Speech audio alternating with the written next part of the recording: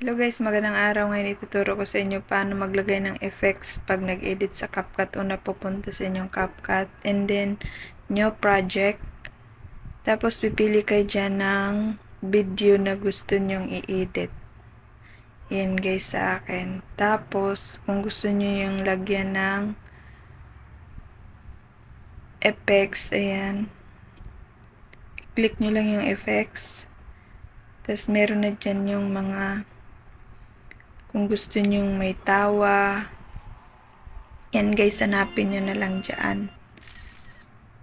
Yan. Yan yung may mga effects. Yan guys, maghanap lang kayo dyan.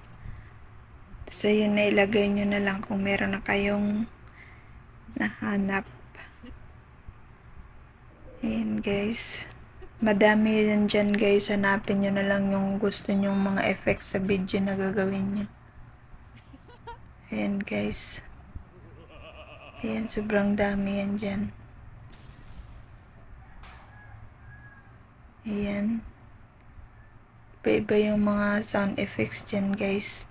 Kaya kayo na lang bahala maghanap kung anong gusto nyong effects na ilagay nyo sa mga video nyo, mga funny videos.